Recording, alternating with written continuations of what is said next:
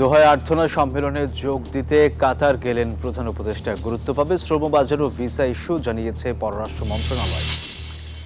ওয়াশিংটনে বিশ্বব্যাংক আইএমএফ বসন্তকালীন বৈঠক শুরু, যোগ দিচ্ছেন অর্থ উপদেষ্টা। জুনের মধ্যে $200 কোটি ঋণ চাইবে বাংলাদেশ। এবং দেশ বাঁধিয়ে এবার যুক্তরাষ্ট্রীয় দর্শকদের প্রশংসায় ভাসছে শাকিব খানের বরবাদ। সিনেমা দেখতে মিশিগানে প্রবাসী দর্শকদের ভিড়। স্বাগত প্রবাসী সংবাদে, আপনাদের সাথে আছি আমি সোহাগ বক্স। দেখছিলেন শিরোনামগুলো, এবার বিস্তারিত। আর্থনা শীর্ষ সম্মেলনে যোগ দিতে 4 দিনের সফরে কাতার গেলেন প্রধান উপদেষ্টা ডক্টর মোহাম্মদ ইউনূস। সোমবার সন্ধ্যা 7টার দিকে বিমান বাংলাদেশ এয়ারলাইন্সের একটি ফ্লাইটে হজরত শাহজালাল আন্তর্জাতিক বিমানবন্দর ত্যাগ করেন তিনি। কাতারের আমির Sheikh Tamim bin Hamad Al থানির আমন্ত্রণে দেশটিতে অনুষ্ঠেয় আর্থনা সামিট 2025-এ অংশগ্রহণের জন্য এই সফরে গেলেন প্রধান উপদেষ্টা। এছাড়াও কাতার সফরে রোহিঙ্গা বিষয়ক 2.5 ঘন্টার একটি সেমিনারে নেতৃত্ব দেবেন প্রধান উপদেষ্টা ডক্টর মোহাম্মদ ইউনূস। অনেকগুলো মিটিং হবে, এই মিটিংগুলো আসলে সত্যি হতে কাতারের সাথে যেটা আমাদের পারস্পরিক যে সম্পর্কটা, এটা আরো নতুন উচ্চতায় নেওয়ার জন্য। আপনি জানেন কাতার খুব ছোট দেশ হলেও মিডল ইস্টে তার অসম্ভব একটা ইনফ্লুয়েন্স, এবং কাতার গ্যাসের ক্ষেত্রে ওরা ওয়ার্ল্ডের পাওয়ার হাউস। তো আমরা চাই কাতারের সাথে আমাদের সম্পর্কটা আরো সুদৃঢ় হোক, আমরা যাতে তাদের সব ধরনের এনার্জি কোঅপারেশন করতে পারি এবং তাদের থেকে আমরা প্রচুর ইনভেস্টমেন্ট বাংলাদেশে আনতে পারি, এবং কাতারের যে শ্রমবাজার সেখানে যেন আরো বাংলাদেশি যুক্ত হতে পারেন। প্রধান উপদেষ্টা ডক্টর মোহাম্মদ ইউনূসের কাতার সফরে শ্রমবাজার ও ভিসা ইস্যুতে আলোচনা হবে বলে জানিয়েছেন পররাষ্ট্র উপদেষ্টা এম তৌহিদ হোসেন। সোমবার পররাষ্ট্র মন্ত্রণালয়ে সাংবাদিকদের মুখোমুখি হয়ে তিনি এই কথা বলেন। আমাদের প্রায়োরিটি হচ্ছে যে তাদের সর্বোচ্চ পর্যায়ে আমাদের তো একটা দেখা সাক্ষাৎ, প্লাস ওখানে আমাদের যেই সমস্যা যেগুলি আছে ওই ভিসা ইত্যাদি নিয়ে আমরা চেষ্টা করবো সেগুলি সমাধান করতে। আমরা কি আরো এলএনজি কিনতে চাই? এটা আপনি যিনি কিনবেন তাকে জিজ্ঞেস করুন, আমি কি করে বলবো আরো এলএনজি আমরা কিনবো কিনা। শ্রমবাজার তো বললাম যে ভিসা টিসা নিয়ে যে সমস্যাগুলি আছে এগুলি আমরা দূর করার চেষ্টা করবো। ওয়াশিংটন ডিসিতে শুরু হচ্ছে দাতা সংস্থা বিশ্বব্যাংক আইএমএফ-এর বসন্তকালীন বৈঠক। বৈঠকে যোগ দিতে ওয়াশিংটনে গেছেন অর্থ উপদেষ্টা সহ সরকারের প্রতিনিধি দল। বৈঠকে আগামী জুন মাসের মধ্যে বিশ্বব্যাংক আইএমএফ-এর কাছে প্রায় $200 কোটি ঋণ সহায়তা চাওয়া হবে বলে জানান তারা। এর মধ্যে আইএমএফ-এর ঋণের 2 কিস্তি $140 কোটি এবং বিশ্বব্যাংকের কাছে প্রতিশ্রুত বাজেট সহায়তার $50 কোটি রয়েছে। এছাড়া চলমান অন্যান্য প্রকল্পে বিশ্বব্যাংক যাতে ঋণ সহায়তা বাড়ায় সেই বিষয়টির উপরও জোর দিচ্ছে সরকার।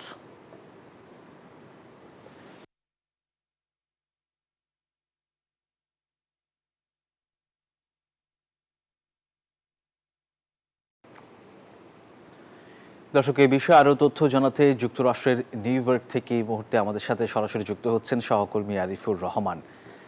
আরিফ, 21 এপ্রিল থেকে 6 দিনব্যাপী বিশ্বব্যাংক আইএমএফ বসন্তকালীন বৈঠক শুরু হয়েছে।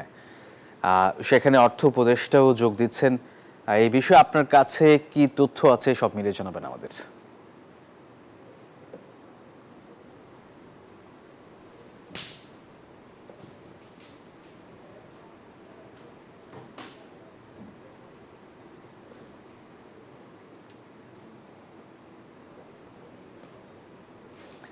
আরিফ নিশ্চয়ই শুনতে পাচ্ছেন আমায়?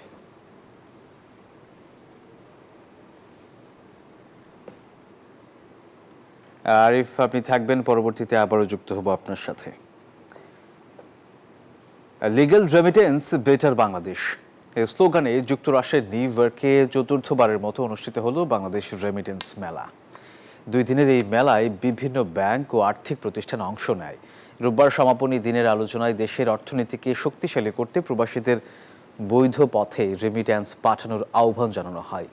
এ সময় আয়োজকরা মেলায় বাংলাদেশের রেমিট্যান্স পাঠিয়ে অবদান রাখায় 9টি প্রতিষ্ঠান এবং 7 ব্যক্তিকে পুরস্কৃত করেন। বাংলাদেশে প্রবাসী আয় পাঠানোর ক্ষেত্রে শীর্ষ দেশগুলোর অন্যতম যুক্তরাষ্ট্র। সাম্প্রতিক সময়ে বৈধ পথে রেমিট্যান্স প্রবাহ কয়েক গুণ বেড়েছে। এই ধারা অব্যাহত রাখতে চতুর্থবারের মতো নিউ ইয়র্কে রেমিট্যান্স মেলার এই আয়োজন করা হয়।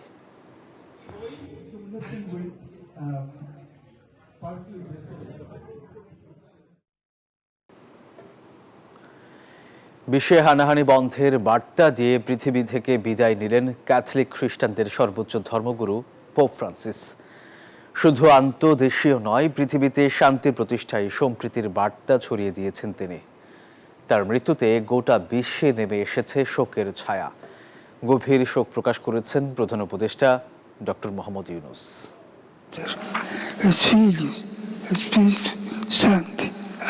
প্রাণঘাতী নিউমোনিয়া থেকে সুস্থ হয়ে ফিরে এসে হাজার হাজার ভক্তকে হ্যাপি ইস্টারের শুভকামনা জানিয়েছিলেন পোপ ফ্রান্সিস।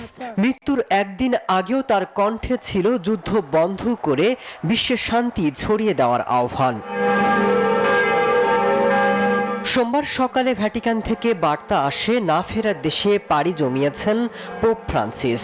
মৃত্যুকালে তার বয়স হয়েছিল ৮৮ বছর। পোপ ফ্রান্সিসের জন্ম 1936 সালের 17 ডিসেম্বর আর্জেন্টিনার বুয়েন্সে। ক্যাথলিকের পুরোহিত হিসেবে তার অভিষেক হয় 1969 সালে। পুরো আমেরিকা এবং দক্ষিণ গোলার্ধ থেকে নির্বাচিত তিনি প্রথম পোপ। পোপ হিসেবে তিনি সরল জীবনযাপন বেছে নিয়েছিলেন। সরব ছিলেন ক্ষুধা, দারিদ্র্য, পরিবেশ আর যুদ্ধ বন্ধে। সম্প্রীতির বার্তা নিয়ে ছুটে গেছেন বিশ্বের নানা প্রান্তে। ছুটে এসেছিলেন বাংলাদেশেও। গভীর শোক জানিয়েছেন প্রধান উপদেষ্টা ডক্টর মোহাম্মদ ইউনূস। ক্যাথলিক খ্রিস্টানদের সর্বোচ্চ ধর্মগুরু পোপ ফ্রান্সিসের মৃত্যুতে দেশে দেশে দীর্ঘ হচ্ছে শোকের কাফেলা। শেষকৃত্যের দিনক্ষণ নিয়ে এরই মধ্যে ভ্যাটিকান জুড়ে নীরবতা। মাসুদ রানা, নিউজ 24।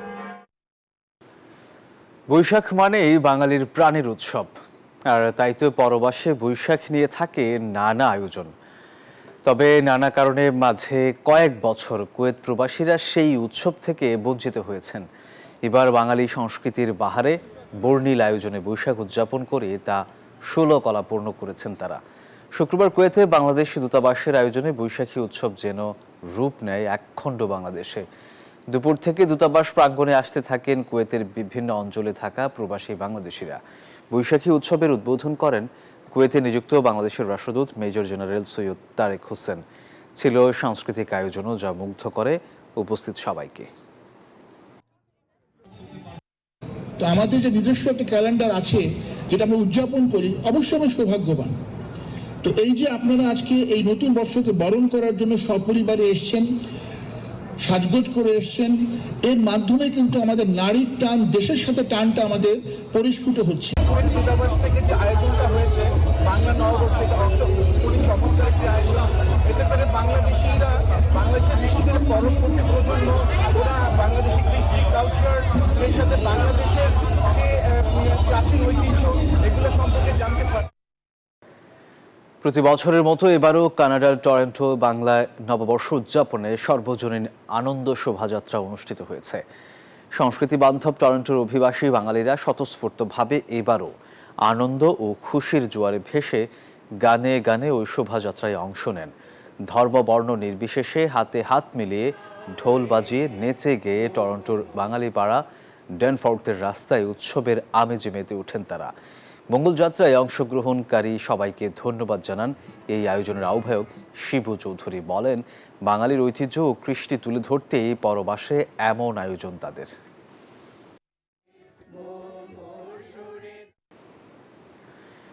দেশ মাতিয়ে এবার যুক্তরাষ্ট্রেও দর্শকদের প্রশংসায় ভাসছে শাকিব খান অভিনীত সিনেমা বরবাদ। নিউ ইয়র্ক, মিশিগান সহ দেশটির 15টি সিনেমা হলে মুক্তি পাওয়া এই ছবিটি দেখতে ভিড় করছেন প্রবাসী বাংলাদেশিরা। তারা জানান, বরবাদ দেখে উচ্ছ্বসিত তারা। যুক্তরাষ্ট্রের মিশিগান থেকে জুয়েল খানের তথ্যচিত্রে, ডেস্ক রিপোর্টে বিস্তারিত। এবারের ঈদে মুক্তি পেয়েছে কিং খান শাকিব খানের বরবাদ সিনেমা।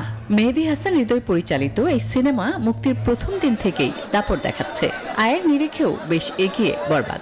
100 কোটি টাকা সেল হয়েছিল, সেটা ছিল তাদের কাছে বিরাট বড় ব্যাপার। দেশে ব্যাপক সফলতার পর এবার যুক্তরাষ্ট্রও কাঁপাচ্ছে এই সিনেমা। মিশিগানে বসবাসকারী বাংলাদেশি অভিবাসীরা বড় পর্দায় বরবাদ দেখে উচ্ছ্বাস প্রকাশ করেন। Very good movie, very good story. The actress was perfect for him. Everything was perfect. বরবাদ ছবিটা নিঃসন্দেহে একটি অসাধারণ ছবি। প্রবাসের মাটিতে কর্মব্যস্ততার পরে একটি আনন্দ করার জন্য নিঃসন্দেহে একটি সুন্দর ছবি। 18 এপ্রিল থেকে 20 এপ্রিল ওয়ারেন শহরের MJR থিয়েটারে প্রদর্শিত হয় ইথিকা পাল, শাকিব খান ও নুসরাত অভিনীত বরবাদ, যার প্রতিটি শোই ছিল কানায় কানায় পূর্ণ। ছবি দেখতে আসা অনেক দর্শক টিকিট না পেয়ে হতাশ হয়ে ঘরে ফিরে যান। ঘুরে বসে যে একটা বড় পর্দা একটা মুভি দেখার সুযোগ হচ্ছে, এটা অনেক বড় একটা জিনিস। এই প্রথম ওনার মুভি দেখে আমার কাছে খুবই ভালো লেগেছে। বাংলাদেশের মুভি যে আসলে এই লেভেলে আসছে, এটা আসলে না দেখলে কেউ বিশ্বাস করতে পারবে না। যুক্তরাষ্ট্রের পর ছবিটি মুক্তি পায় কানাডা ও ইতালিতেও, সেখানেও ঝড় তুলছে বরবাদ। Desk report, news 24।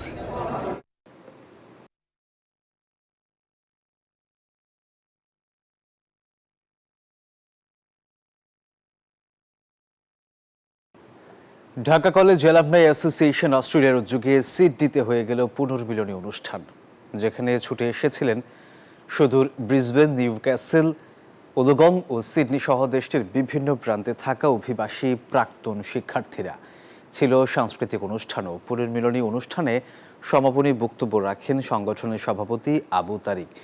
এ সময় এই আয়োজনে সংশ্লিষ্ট সবাইকে ধন্যবাদ জানান তিনি। ঢাকা কলেজ অ্যালামনাই অ্যাসোসিয়েশন অস্ট্রেলিয়ার যাত্রা শুরু হয় 2023 সালে সিডনির রকডেলে। সেই থেকে ধীরে ধীরে সংগঠনটি কলেজ অ্যালামনাইদের নিয়ে নানা ধরনের কার্যক্রম পরিচালনা করে আসছে।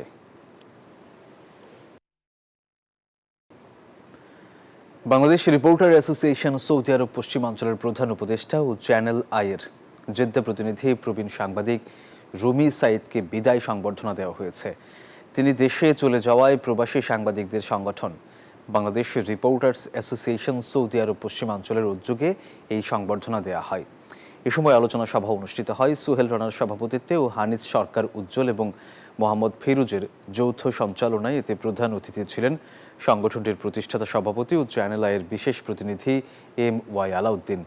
বিশেষ অতিথি ছিলেন সাজিদুল ইসলাম, মাসুদ সেলিম, মোহাম্মদ সেলিম, বাহারুদ্দিন বকুল, কামাল পারভেজ অভি, কাউসার আব্দুস সালাম, রফিকুল হক চৌধুরী সহ অনেকেই।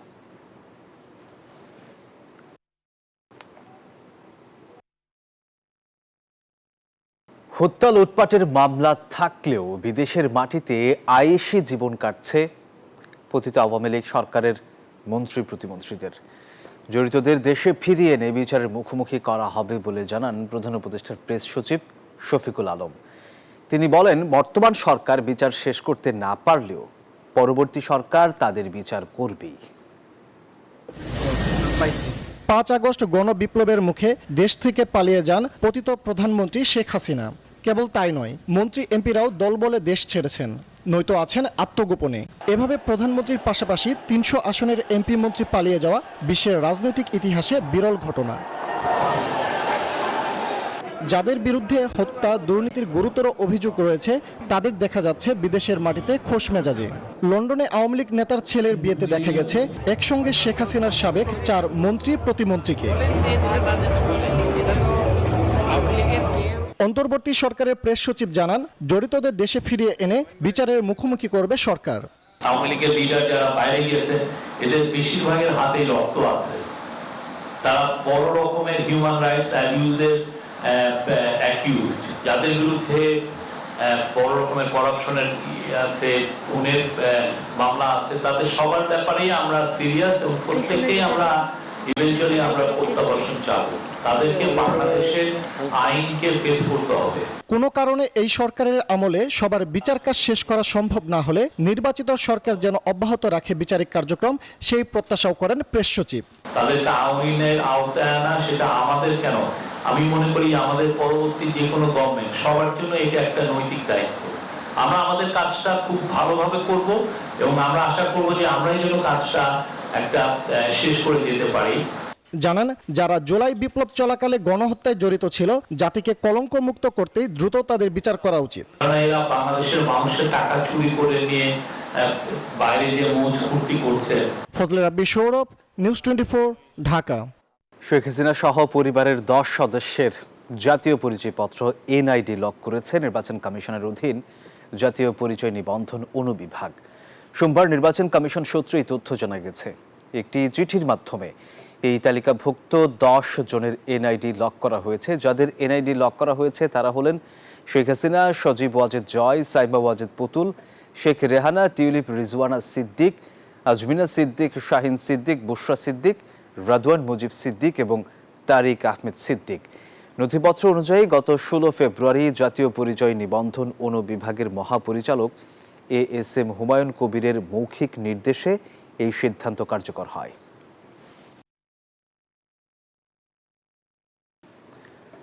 মুক্তিযুদ্ধের চেতনা বাস্তবায়নের অর্থ লুটপাটের খোঁজে মুক্তিযুদ্ধ মন্ত্রণালয়ে অভিযান চালিয়েছে দুদক। মিলেছে নানা অসঙ্গতির প্রমাণ। দুদক বলছে, ইতিমধ্যে বিগত সরকারের সময় গ্রহণ করা সকল প্রকল্পই স্থগিত করেছে মুক্তিযুদ্ধ মন্ত্রণালয়। এদিকে অর্থ পাচারের অভিযোগে এবার বিশ্বসেরা অলরাউন্ডার সাকিব আল হাসানের বিরুদ্ধে অনুসন্ধানে নেমেছে দুদক। সম্পদ পাচারের খোঁজে গঠন করা হয়েছে 2 সদস্যের কমিটি। মুক্তিযুদ্ধের চেতনা আর বঙ্গবন্ধুর আদর্শ বাস্তবায়নের নামে 3 বছর ধরে চলেছে ব্যাপক লুটপাট। হাতিয়ে নেওয়া হয়েছে 200 কোটি টাকা। এমন অভিযোগে মুক্তিযুদ্ধ মন্ত্রণালয়ে অভিযান চালায় দুর্নীতি দমন কমিশন। দুদক বলছে, অর্থ তসরুপ করতে বিভিন্ন প্রকল্পের নামে নাম কাওয়াস্তে হয়েছে সভা, সেমিনার। নির্দিষ্ট রাজনৈতিক দলের এজেন্ডা বাস্তবায়ন কিংবা অখ্যাত ব্যক্তিদের দিয়ে সিনেমা বানিয়ে অর্থ আত্মসাৎ হয়েছে বিপুল পরিমাণে। আমরা দেখেছি যে ঘুরে ফিরে একটা নির্দিষ্ট সার্কেলের মধ্যে হচ্ছে এই গবেষণাপত্রগুলোর দেওয়া হয়, টেন্ডার দেওয়া হয়েছে, এটা আমরা দেখেছি। তো এখন এটা আসলে কতটুকু সঠিক নিয়ম মেনে দেওয়া হয়েছে, কি কি ক্রাইটেরিয়া ফলো করে দেওয়া হয়েছে, সেটা আমরা রেকর্ডপত্র দেখব। একটা প্রকল্প নিলে সেটা তো একটা রিটার্ন আসবে, সেটাও তো চিন্তা করতে হয়। এটা ফাইন্যান্সিয়াল হতে পারে, ইকোনমিক হতে পারে, সেই রিটার্নটা অ্যানালাইসিস করতে হয়। এখন এই রিটার্নটা যদি প্রফিটেবল বলতে আবার ইম্প্যাক্টফুলও না হয়, সেক্ষেত্রে অনেক সময় সিদ্ধান্ত আসে যে আমরা প্রকল্পটা স্থগিত রাখবো। এখানে 6টা প্রকল্প দেখলাম, 6টা প্রকল্পে আনুমানিক 200 কোটি টাকার মতো।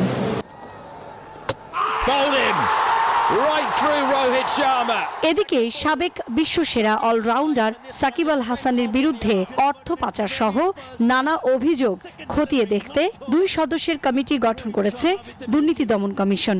একসময় বাংলাদেশের ক্রিকেটের পোস্টার বয় সাকিব ছিলেন দুদকের দুর্নীতি বিরোধী শুভেচ্ছা দূত, কিন্তু সময়ের ব্যবধানে অর্থ পাচারে অভিযোগে সেই দুদকের জালেই জড়ালেন পতিত আওয়ামী লীগ সরকারের সাবেক এই সংসদ সদস্য। সুকন্যা আমির, নিউজ 24, ঢাকা। দর্শক, এই ছিল নিউজ 24 প্রবাসের সংবাদে। এতক্ষণ সাথে থাকার জন্য ধন্যবাদ সবাইকে।